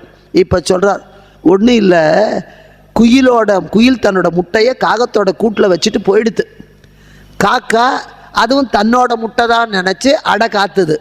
எல்லாத்துலேருந்து குஞ்சு வந்தது. குயில் குஞ்சு கருப்பாக தான் இருக்கும், காக்கா குஞ்சு கருப்பாக தான் இருக்கும். காக்கா நினச்சது இதுவும் தன்னோட குஞ்சு தான், அது கஷ்டப்பட்டு வெளியிலேருந்து உணவு கொண்டு வந்து கொடுத்தது, சாப்பிட்டது. 30 நாள் ஆச்சு. காக்கா நல்லபடியாக பாதுகாத்தது. 40 நாள் ஆச்சு. இந்த குயில் சும்மா இருக்க மாட்டாமல் அந்த குஞ்சு குக்கு குக்குன்னுது. காக்காயாக இருந்தால் காக்கான்னு கத்தியிருக்கணும், இது குயில் குஞ்சு குக்குன்னுது. காக்கா பார்த்தது, இது என்னடா நம்ம குழந்தை மாதிரி இது கத்தலையே, இது குக்கு குக்குன்னு கத்துது, இது கண்டிப்பாக நம்ம குழந்தை இல்லை, வேற ஏதோ மாறி வந்துடுத்து, ஆஸ்பத்திரியில் குழந்தைய மாற்றிட்டாங்க போல இருக்கு நினச்சிது. அந்த குயில் குஞ்சை கூட்டை விட்டு தள்ளி விட்டுடுது காக்கா. இப்போ சொல்கிறான், அது பேசாமல் இருந்தால் ஒழுங்காக இருக்கும். வாயை திறந்ததுனால தான். வாய் என்பது பேசுவதற்காக மட்டுமல்ல, பேசாமல் இருப்பதற்காகவும் தான். நீ பேசுனதுனால தான்டா ஆபத்து, குயில் கூவினதுனால தான் சாவு. அது பேசாமல் இருந்தால் காக்கா காப்பாற்றிருக்கோம். அதனால் மௌனம் என்பது தான் நம்மை காப்பாற்றக்கூடிய மிகப்பெரிய கவசம். அதுதான் மிகப்பெரிய ஞானம். எப்போ பேசணும், எதை பேசணும், யார்கிட்ட பேசணும் தெரிஞ்சால் அதை விட ஞானம் வேறு ஒன்றும் இல்லை. நம்ம பேசக்கூடாது, பேசி யார்கிட்ட பேசக்கூடாதோ அவங்ககிட்ட, அவன் யாருன்னு நமக்கு தெரியாது, நம்ம அவங்ககிட்டயே போய் அடுத்தவனை பற்றி சொல்லுவோம். கடைசியில் பார்த்தா அவன் இவனோட சித்தப்பன் பையனாக இருப்பான், இவன் சும்மா இருப்பானோ நமக்கு யாருன்னு தெரியாமல். அதனால் இங்கேயும் மௌனம், சும்மா இரு சொல்லற. நீ மௌனமாக இருந்தால் உன்னுடைய எண்ணத்தை அகநோக்கிலே வைத்தால் அறிவு பெருகும். இப்போ நான் ராத்திரியில் படுத்தா சுயநலத்துக்கு சொல்ல, பகல் பூரா படிச்சுட்டு பகல் பூரா பேசிக்கிட்டு இருப்பேன், எதையாவது சொல்லிக்கிட்டே இருப்பேன். அது இது ஏதாவது இரவு நேரத்தில் கண்ணை மூடினாலும் தூக்கமே வராது. மனசுக்குள்ளே கந்தபுராண பாட்டு ஓடும், அது பாட்டு ராமாயண பாட்டு வரும். அதில் இந்த வரி மறந்து போச்சே, இந்த வார்த்தை மறந்து போச்சே, இது தூங்கினதா அர்த்தம். விடிய விடிய இதே கதை தான். விடிஞ்சு எழுந்தால் எனக்கு தூங்கின மாதிரியே இருக்காது. அது என்னமோ அது வியாதி. டாக்டர்கிட்ட சொன்னால் அது உங்களை திருத்தவே முடியாதுங்க. ஏன்னா நினைப்பு உள்ளுக்குள்ளே நினைக்கிற போது அது நமக்கு மூளைக்கு ஏறும். வெளியே சொல்லும்போது மூளைக்கு போகாது, வெளியில் போயிடும். பொத்தி பொத்தி வச்சா நம்மகிட்டயே இருக்கும், நாம் விரித்து விரித்து வச்சா தெருவில் விழும். அது மாதிரி நம்முடைய அறிவை பூரா கொட்டிக்கிட்டே இருந்தால் அது போயிடும். அது அறிவை கொஞ்ச நேரமாவது உள்முகமாக வச்சா அது நம்ம மண்டைக்கு ஏறும். ஏறின பிறகு சொன்னால் பரவாயில்ல, அரைங்குறையமாக ஏறிவிட்டு உபதேசமெல்லாம் பண்ணப்படாது இங்கே. அதனால் அதைத்தான் அருணகிரிநாதர் சும்மா இரு. நீ கையை காலை வச்சுட்டு இருக்கிறதுக்கு பேர் சும்மா இருக்கிறதுன்னு அர்த்தம் இல்லைடா. வாயை பொத்திக்கிட்டு இரு, நட, ஓடு, குதி, டான்ஸ் ஆடு, எல்லாம் பண்ணு. ஆனால் வார்த்தையை மட்டும் பேசாமல் இரு, ஆபத்தே வராது. அதனால தான் பேச புகுந்தாயோ சாக புகுந்தாயோன்னு பழமொழி. நாம் சொல்கிறது அவன் நாம் ஒரு அர்த்தத்தில் சொல்லுவோம், அவன் இருக்கிற மூடில் வேறு விதமாக எடுத்துப்பான், வம்பு வரும். அதனால் இங்கேயும் அதே மாதிரி மௌனமாக இவர் ஞானத்தை சொல்லுகிறார். மௌனமாக இருப்பதே ஞானம். அந்த நேரத்தில் இவர் பாட்டு உட்கார்ந்துருக்காரு, எப்படி பிறக்க போகிறது தெரியல. ஆசை வரணும். கல்யாணம் பண்ணி வச்சு இவன் பாட்டு ஹாய் அப்படின்னு அங்கே போக இது பாட்டு சீ இந்த பக்கம் போனால் ஒன்றும் இல்லை, ஆசை வரணும். அதனால தான் திருமணத்தில் செய்கிற சடங்குகள் எல்லாம் ஆசையை உண்டாக்கக்கூடியதாக வரும். கல்யாண பொண்ணுக்கு சிகப்பு நிறத்தில் பட்டுப்புடவை வாங்குவோம். கூரைப்புடவை அரக்கு கலரில் தான் இருக்கணும், இது சட்டம். அரக்கு கலர் ஒரு நல்ல ஒரு ஆரஞ்சு கருத்தை, துறவியாக இருக்கிறவனும் அந்த காவி கலரில் தான் கட்டுறான். அவன் ஆசையை துறக்கணும். கல்யாண பொண்ணுக்கு ஆசை வரணும். ஆசை வந்தால் தான் இல்லறம் செழிக்கும். அவன் ஆசையை திறந்தா தான் துறவரம் செழிக்கும். ஆனால் 2 கலரும் சிவப்பு தான். ஏன்? அவனுக்கு ஆசை வரணும், துறவிக்கு ஆசை வரணும். என்ன ஆசை? தன்னை பற்றிய ஆசையை விட்டு விட்டு உலகமே வாழ வேண்டும் என்ற பரந்த ஆசை அவனுக்கு வரணும். தனக்காக வாழ வேண்டும் என்ற ஆசையை விட்டு உலகத்துக்காக வாழ வேண்டும் என்ற ஆசை வரணும். ஆசையை துறக்க வேண்டும் என்ற புத்தருக்கு ஆசையை துறக்க வேண்டும் என்ற ஆசையாவது இருந்தது. அந்த ஆசை நல்ல ஆசை. நமக்கு நினச்சா அது கெட்ட ஆசை. இந்த பொண்ணுக்கு ஆசை வரணும், வெத்தலையை போட்டால் ஆசை வரும். வெத்தலை ஆசையை தூண்டக்கூடிய சக்தி உண்டு. அதனால தான் கல்யாண வீட்டில் வெத்தலை பாக்கு. கல்யாணத்தை பார்க்குறவன் பல பேருக்கு அன்றைக்கி ஆசை விட்டு போனவங்க கூட பொண்டாடி தேடிட்டு போகிறவன் இருக்கான். அதனால் ஆசை வரணும். அதனால தான் பழைய கதையில் பார்த்தீங்கன்னா கல்யாணம்னா பெண்டாட்டி வெத்தலை மடித்து புருஷனுக்கு கொடுத்தா, அது மற்ற நாளில் கொடுக்குறாளோ இல்லையோ, கல்யாணம் அன்னைக்கு ராத்திரியாவது கொடுப்பா. அன்னைக்கு அவனுக்கு ஆசை வந்தால் தான் இவன் குடும்பம் நடக்கும். அவன் பாட்டு உட்காந்து வள்ளலார் புஸ்தகத்தை படிச்சுக்கிட்டு திருவாசகத்தை படிச்சுக்கிட்டு வள்ளலார் மாதிரி உட்காந்துருந்தா வாழ்க்கை வீணாக போயிடும். ஆசை வர வேண்டும். அந்த ஆசையை தூண்டக்கூடிய சக்தி நாதஸ்வர வாத்தியத்துக்கு உண்டு. நாதஸ்வரத்துக்கு ஒரு மங்களத்தை கொடுத்து மனதை அமைதிப்படுத்தி நம்மை நல்லதை செய்ய தூண்டக்கூடிய சக்தி நாதஸ்வரத்துக்கு உண்டு. அந்த தவில் அடிக்கிற அடியில் நம்மக்கிட்ட இருக்க கெட்ட எண்ணங்கள்லாம் அடிச்சுக்கிட்டு ஓடி போயிடும். அதனால தான் வாழை மரத்தை கட்டும்போது வாழையடி வாழையாக ஒரு வாழை இருந்தாலும் அதனுடைய கீழே இருந்து இன்னொரு வாழை வரும். அந்த வாழை குலதள்ளிட்டு தான் கீழே விடும். உனக்கு கல்யாணம் ஆனாலும் உனக்கு பிறகு ஒரு சந்ததியை உண்டாக்கி அவங்கிட்ட பொறுப்பை கொடுத்துட்டு நீ போ, அவன் பிள்ளைகிட்ட கொடுக்கணும், குலதர்மம் செழிக்கட்டுன்னு வாழையை வாசலில் கட்டுறோம். இத்தனையும் ஆசையை உண்டாக்குவதற்காக. இதுக்கு ஆசையே இல்லையா? 2த்துக்கும் ஆசையை உண்டாக்குறவனுக்கு பேர் என்ன? மன்மதன். வாரியார் சுவாமிகள் அழகாக சொல்வார், மன்மதனுக்கு காமன்னு பேர் தமிழில். வடமொழியில் மன்மதனுக்கு காமன், தமிழே காமன். காமன் என்றால் நல்ல தமிழ் சொல். அதையே ஆங்கிலத்தில் காமன் என்றால் பொது. மற்றதுலாம் ஆண்பால் பெண்பால் சொல்லலாம். டீச்சர் என்றால் அது ஆணாக இருந்தாலும் டீச்சர் தான், பொண்ணாக இருந்தாலும் டீச்சர் தான். கலெக்டராக இருந்தால் ஆணாக இருந்தாலும் கலெக்டர் தான், பெண்ணாக இருந்தாலும் கலெக்டர் தான். இது காமன் ஜெண்டர்னு பேர். தனித்தனியாக வராது. எல்லாத்துக்கும் ஆண் பெண் சொல்ல முடியாது. சிலதுக்கு தான் சொல்ல முடியும். பாய்னு சொன்னால் கேர்ள்னு சொல்லலாம், ஃபாதர்னு சொன்னால் மதர்னு சொல்லலாம். ஆனால் கலெக்டரில் லேடி கலெக்டர் ஜென்ட்ஸ் கலெக்டர் கிடையாது. அது காமன் ஜெண்டர், பொது. அந்த வேலை பொது. அது மாதிரி மன்மதன் எல்லாருக்கும் பொது, வேறையாக இருக்கலாம். ஆனால் ஆசை பொது. ஆணுக்கும் பொது, பெண்ணுக்கும் பொது. அமெரிக்காக்காரனுக்கு ஆசை வரணும், ஆப்பிரிக்காக்காரனுக்கு ஆசை வரணும், திருப்பூர்காரனுக்கு ஆசை வரணும், சேலத்துக்காரனுக்கு ஆசை வரணும், புழுவுக்கு ஆசை வரணும், பூண்டுக்கும் ஆசை வரணும், புலிக்கு ஆசை வரும். வந்தால் தான் அதுக்கு பேர் இல்லறம்னு பேர். இப்படி எல்லாருக்கும் ஆசையை தூண்டுகிறவன் மன்மதன், காமன். இவங்க 2 பேருக்கு ஆசை வரல. அந்த ஆசையை தூண்டி விடணும்னு அவன் இன்றைக்கி மாதிரி மாத்திரையை தேடி போகல. ஆசை இல்லாதவனுக்கு மாத்திரை விளம்பரம் இல்லை. ஆசையை தூண்டக்கூடிய மன்மதன்கிட்ட போனார்கள். அப்போ நீ தான் போய் பரமசிவனுக்கு ஆசையை உண்டாக்கணும். அவன் சொன்னான், ஏயா உலகத்தில் வேறு யாரும் கிடைக்கலையா? அந்த ஆள் எங்கிட்ட இருக்கிறது எனக்கு என்ன ஆயுதம்? கரும்பு எனக்கு வில்லு. அதில் பூட்டி இருக்கிற பானம் 5 மலர்கள். அதில் கட்டியிருக்கிற நான் வண்டு. வண்டு வசந்த காலத்தில் தான் வரும், மலர்லேருந்து தேன் எடுக்கும்.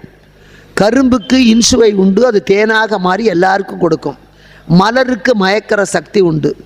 அவனுடைய தேர் தென்றல். அந்த தென்றல் தேருக்கு வாகனம் கிளி. இத்தனையும் ஆசையை தூண்டக்கூடிய பொருள்கள். இப்போ சொல்கிறான், அவன் சிரித்தா 3 புறமும் எரிஞ்சு போச்சு. சிரித்து புறமெரித்த திரிபுராந்தகன்.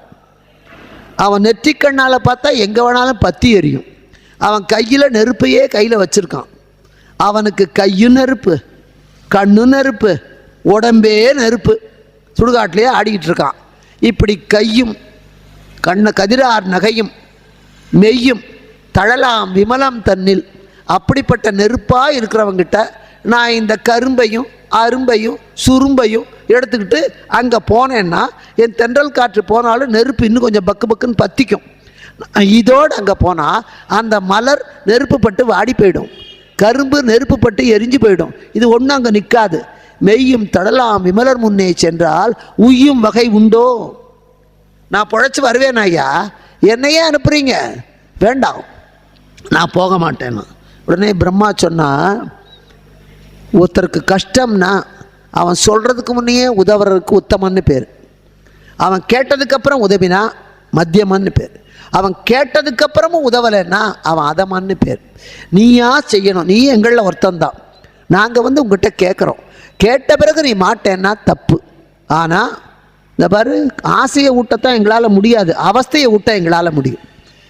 இன்றைக்கும் ஒருத்தருக்கு வேலை பண்ணி கொடுக்க முடியாது. வேலையில் இருக்கிறவன் அதை விட்டு ஒழிக்க வைக்கிறதுக்கு 1000 வழி இவனுக்கு தெரியும். 1000 வழி தெரியும். ஒருத்தனை பிழைக்க வைக்க வழி தெரியாது. ஒரு டாக்டராகவே இருந்தால் கூட இவனுக்கு பிழைக்கிறதுக்கு என்ன மாத்திரை கொடுக்கணும் தெரியாது.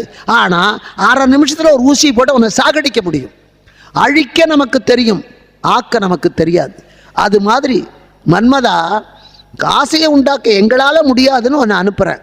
நீ மாட்டேன்னு சொன்னால், உதவி செய்யலைன்னா நான் ஒழிச்சிருவேன். இன்றைக்கி இருக்கிற அரசியல்வாதி எப்படி மிரட்டுவானோ அதுக்கு முதல் இடமே பிரம்மந்தான். ஒன்று அழிச்சிருவேன், இறந்து விடுவாய். இப்போ அவன் பார்த்தான், இவங்கையால் எப்படி சாவு. அங்கே போனால் அவர் நெருப்பு, கண்ணை திறந்து பார்த்தா நான் சாம்பல் ஆகிடுவேன். போகாமல் இருந்தால் இவன் அழிச்சிருவான். எப்படி சாவு முடிவு. இப்போ என் கையில் இருக்கிறது என்னன்னா, எப்படி சாகிறதுன்னு தான் முடிவு. சாகிறது நிச்சயம், அது எப்படி சாகிறது, யார் கையால் சாகிறது, இதை வச்சு தான் தென்னாலிராமன் கதை எழுதினான். கிருஷ்ணதேவராய அவர் ராஜாக்களுக்கெல்லாம் இந்த மாதிரி பதவியில் இருக்கிறவங்களாம் இந்த மாதிரி பைத்தியக்கார ஆசையெல்லாம் வரும். அப்பப்போ நாம் பைத்தியமாக இருக்கிற வரைக்கும் அவனுக்கு பைத்தியக்கார ஆசை வந்துக்கிட்டு தான் இருக்கும். அவன் என்ன பண்ணான், ஒரு 10 பேருக்கு 10 பூனைக்குட்டி வாங்கி கொடுத்தான். 10 பூனைக்குட்டியும் வளர்க்குறதுக்கு நான் பாலும் கொடுக்குறேன். பூனைக்குட்டியை வளர்க்கணும். நான் ஒரு 4 மாதம் கழித்து வந்து பார்ப்பேன். யார் வளர்த்த பூனைக்குட்டி கொழுகொழுன்னு இருக்கோ அவனுக்கு ₹1,00,000 பரிசு. அந்த காலத்தில் கோடியெல்லாம் பெரிய கோடி தங்க காசு, கோடி வராகன் பரிசுமா. தென்னாலிராமன் பார்த்தான், இப்படி ஒரு பைத்தியக்கார ராஜா இருப்பானா. ஒரு பூனையை கொடுத்து அந்த பூனைக்கு பாலையும் கொடுத்து அதை வளர்க்குறவனுக்கு போய் ₹1,00,000 பரிசு கொடுக்கறத விட பசியால் வாடுறவனுக்கு கொடுத்தாலும் புண்ணியம் உண்டு, 2 கோவில் கட்டலாம், 2 மடம் கட்டலாம். இந்த பைத்தியக்கார ஆசைக்கு புத்தி கற்பிக்கணும்னு நினச்சான். அவன் உடனே என்ன பண்ணான், எனக்கு ஒரு பூனை கொடு, நானும் வளர்க்குறேன்னு. சரி, ராஜா கொடுத்தாச்சு. மற்ற வாங்கிட்டு போனவன்லாம் பாலெல்லாம் ஊற்றினான். இவன் என்ன பண்ணான், அந்த பாலெல்லாம் கொண்டு போய் பூனைக்கு ஊற்றாமல் இவன் குடிச்சுவிட்டு பூனையை பட்டினி போட்டான். ராஜா நாளைக்கு பூனையை பார்க்க வரப்போகிறான். இவன் பூனை சாகிற மாதிரி கிடக்கு. பார்த்தா இவனை சும்மா விட மாட்டான், இதெல்லாம் தப்பிச்சுக்கணும். அவன் என்ன பண்ணான், ராஜா நாளைக்கு வரப்போகிறான், இன்னைக்கு நல்ல பாலை வாங்கி கொதிக்க கொதிக்க காய்ச்சி அதில் பாதாம் பிஸ்தா எல்லாம் அரைச்சி கலக்கி குங்குமப்பூ போட்டு அங்கே பால் வச்சா இங்கே மணக்குது, ஏலக்காய் போட்டு கொதிக்க கொதிக்க பூனைக்கிட்ட கொண்டு போய் வச்சான். அது ஆயுசில் பாலே பார்க்கல, இன்றைக்கி தான் கிடைக்கிது. அது ஆனந்தமாக அந்த வாசனையும் பார்த்து ஆசையோடு ஓடி வந்து நாக்க விட்டுது, சொங்கின்னு சுட்டுப்பிடுது, பின்னாடியே போயிடுது. பால் கிட்டையே வரல. அதான் சூடுபட்ட பூனைன்னு பேர். சூடுபட்ட உடனே அது கிட்டையே வரல, பயந்துக்கிட்டு பின்னாடி போயிடுது. இப்போ அந்த பாலை எடுத்து இவன் கொட்டிவிட்டான். ராஜா அடுத்த நாள் வந்தான். எல்லா பூனையும் போய் பார்த்துட்டு வந்தான், எல்லாம் கொழுகொழுது. தென்னாலிராமன் பூனையை பார்த்தா அது அப்படியே உசுரை கையில் பிடிச்சிட்டு உட்காந்துருக்கு. ராஜா சொன்னான், தென்னாலிராமா, தினம் 2 லிட்டர் பால் வாங்கினியே, பூனைக்கு பால் ஊற்றினியா இல்லையா, ஏன் இப்படி சாகிற மாதிரி கிடக்கும்? ஊற்றினேன் மகாராஜா, அந்த பூனை பாலை குடிக்க மாட்டேங்குதான். என்ன பைத்தியகாரத்தனமாக இருக்குது, பால் குடிக்காத பூனை உலகத்தில் எங்கேயாவது உண்டா? யார்கிட்ட கதை விடுற, நீங்கள் வேணால் பாருங்கள். இவன் ராஜா எதிரில் பாலை கொண்டு போய் வச்சான். அது நேர்த்தி சூடுபட்ட பாலை குடித்து சுட்டுக்கிட்ட பயம். இது பாலை பார்த்தோன்னே அது பின்னாலேயே ஓடுது, கிட்டையே வரல. இப்போ தென்னாலிராமன் சொன்னான், பார்த்தீங்களா, நான் தினமும் பாலை வைப்பேன், இந்த பூனை குடிக்காது. இது கவர்மெண்ட்லேருந்து கொடுக்குற பால், கவர்மெண்ட் சொத்தை நாசம் பண்ணக்கூடாது, தண்டனை கிடைக்கும். மகாராஜா கொடுக்குற பாலை பூனை கொடுக்காம நான் தெருவில் கொட்டினேன்னா அது ரொம்ப தப்பு. சாக்கடையில் கொட்டினா அது ராஜ துரோகம். சாக்கடையில் கொட்டுவானே, என் வயிறு சாக்கடை தான், அங்கே கொட்டுறதுக்கு பதிலாக அந்த பாலெல்லாம் என் வயிற்றில் கொட்டிக்கிட்டேன், இவன் குண்டாயிட்டான்.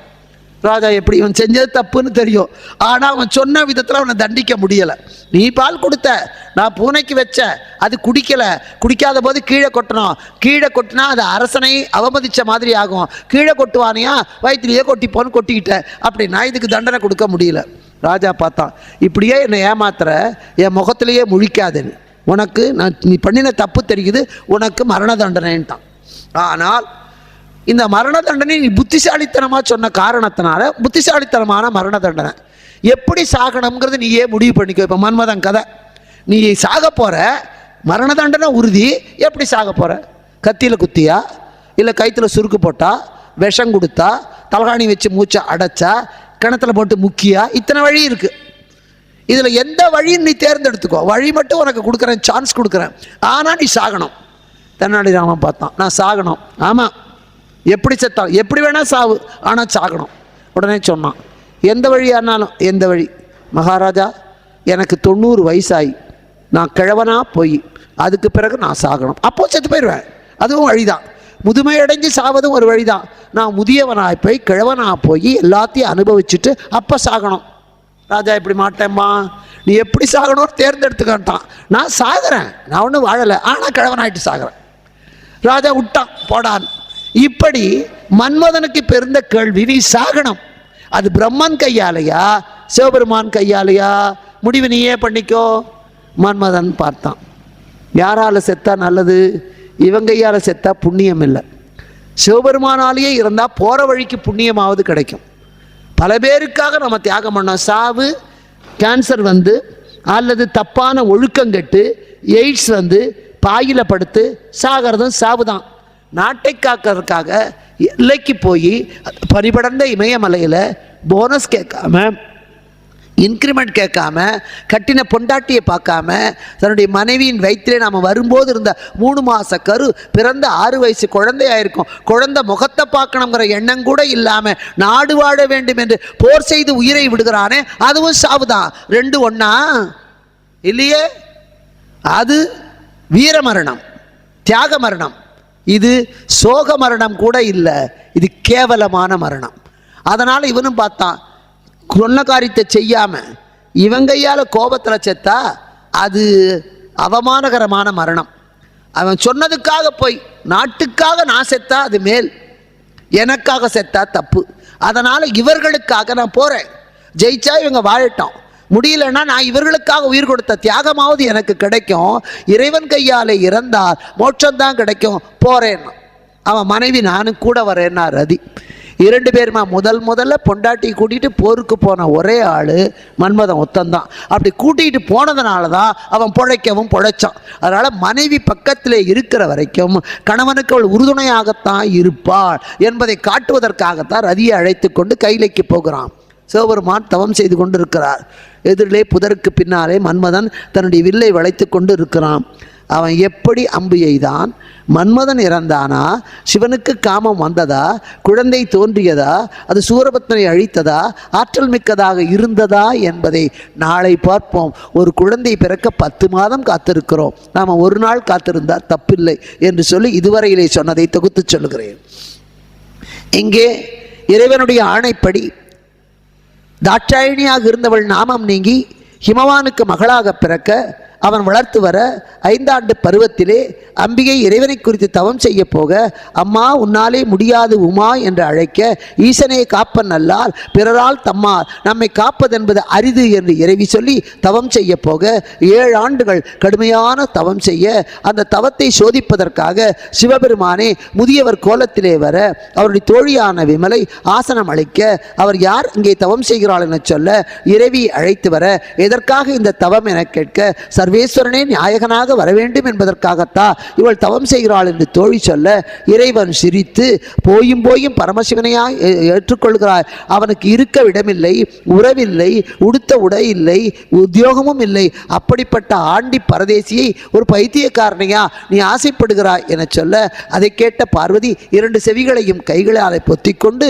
அந்த இறைவனுடைய பெருமையை எல்லாம் நீர் மிகப்பெரிய அவமரியாதையாக சொல்லுகிறீர்கள், சிவனிந்தை செய்வதை விட சிவனிந்தை செய்வதை கேட்பதுதான் மிகப்பெரிய சிவ அபராதம் என சொல்லி அந்த இடத்தை விட்டு அப்பாலை போக, இறைவனுடைய உறுதியை மெச்சி அவளுக்கு ரிஷபாரூடராக காட்சி தர, பங்குனி உத்தரத்திலே உன்னை வந்து மணப்பேன் என சொல்ல, அதை தந்தை இடத்திலே சொல்ல, வந்து பெண் கேட்கட்டும் என சொல்ல, சப்த ரிஷிகளை அனுப்ப அவர்கள் வந்து கேட்க, இமவானுடைய மனைவியான மேனை தட்சனை போல என் கணவனுக்கும் ஆபத்து வந்து விடுமோ என சொல்ல, தட்சன் நிந்தனை செய்தான், ஆனால் உன்னுடைய கணவனான இமவான் வந்தனை செய்தா, இவனை வாழ வைப்பான், நினைப்பார். அப்படி நினைக்காதே என சொல்ல பங்குனி உத்தர பெருநாளிலே எம்பெருமான் வர அங்கே புவனம் முழுதும் ஈன்றாள் கையை பாசமகன்றவன் திருக்கரத்திலே எடுத்து வைக்க அப்பொழுது எல்லோரும் வந்து இறைவனுடைய திருக்காட்சியை காண வர அப்பொழுது வடக்கே கூட்டம் தாங்க முடியாமல் அதனுடைய எடை கூட தாழ்ந்து போக தெற்கே உயர உலகத்தை சமப்படுத்துவதற்காக தனக்கு நிகரான அகத்தியரை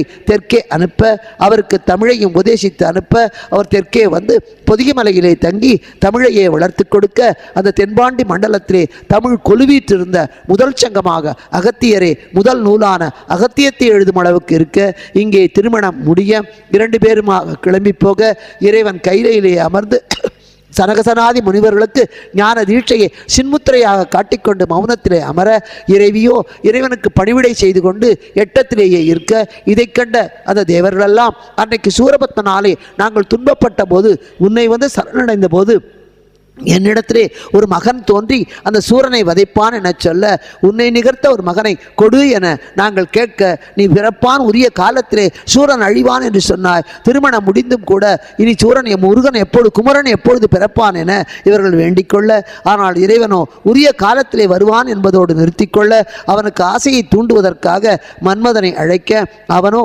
கையும் விழியும் அவனுடைய மெய்யும் தடலாக இருக்க அப்படிப்பட்ட குற்றமே இல்லாத விமலன் முன்னாலே என்னை போகச் சொன்னால் விளக்கின் முன்னாலே சிக்கிய விட்டிலை போல நான் அழிந்து போவே நான் இதற்கு போக முடியாது என சொன்ன பிறகு செய்தால் அது மத்தியமம் சொல்லியும் செய்யவில்லை என்றார் அதமம் சொல்லாமல் செய்வது உத்தமம் நாங்கள் சொல்லியும் நீ செய்யவில்லை இது உன்னால் தான் முடியும் இதனால் இவன் முடிக்கும் என்றாய்ந்து அதனை அவன் கண் விடல் என்ற வள்ளுவர் வாக்கு கிடக்க இந்த ஆசையை தூண்டக்கூடிய ஆற்றல் உனக்கு இருப்பதனால் தான் உன்னையே அந்த வேலைக்கு நாங்கள் அனுப்புகிறோம் அதனாலே போக மாட்டேன் என்று சொன்னார் நாங்கள் அழிவதோடு உன்னையும் அழித்து விடுவோம் என சொல்ல யார் கையினாலே இறப்பது என முடிவு செய்து அமலனிடத்திலேயே போவோம் அப்படி முடிவு வந்தால் இறைவனால் வந்தால் அதுவே மிகப்பெரிய பேரு என சொல்லி உடன் வருவதாக சொன்ன ரதியையும் அழைத்து கொண்டு கைலை மால்வரைக்கு சென்று கண்ணுதல் பெருமானுக்கு எதிரிலே பின்னாலே ஒரு பாறைக்கு பின்னாலே மறைந்து கொண்டு உரிய தருணத்தை எதிர்நோக்கி கொண்டு மன்மதன் காத்திருந்தான் என்ற அளவிலே இமவான் மருகன்